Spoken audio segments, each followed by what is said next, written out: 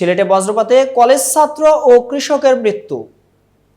সিলেটে ৫ ঘন্টার ব্যবধানে পৃথক স্থানে বজ্রপাত, এক কলেজ ছাত্র ও কৃষকের মৃত্যু হয়েছে।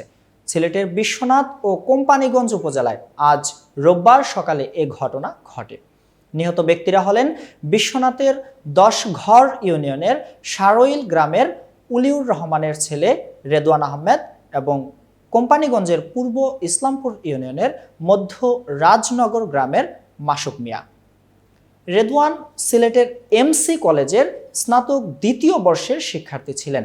আজ ভোর ৫টার দিকে বিশ্বনাথের ১০ ঘর ইউনিয়নের সারইল গ্রামে বাড়ির পাশে পুকুরে মাছ ধরতে গিয়ে বজ্রপাতের শিকার হন রেদওয়ান। পুলিশ ও স্থানীয় সূত্র জানা গেছে, বজ্রপাতের শিকার রেদওয়ানকে স্থানীয় বাসিন্দা ও পরিবারের সদস্যরা উদ্ধার করে উপজেলা স্বাস্থ্য কমপ্লেক্সে নিয়ে যান। সেখানে চিকিৎসক তাকে মৃত ঘোষণা করেন।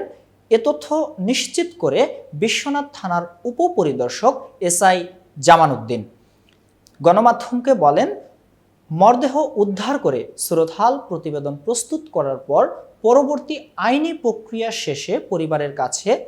এদিকে আজ সকাল 10টার দিকে কোম্পানীগঞ্জের রাজনগর ঢালারপাড় এলাকায় কৃষি জমিতে কাজ করতে গিয়ে বজ্রপাতে মারা যান কৃষক মাসুক মিয়া।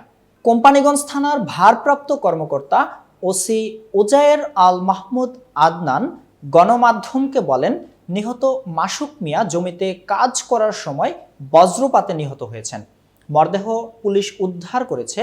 পরবর্তী সময়ে আইনি প্রক্রিয়া শেষে পরিবারের কাছে তার লাশ হস্তান্তর করা হবে।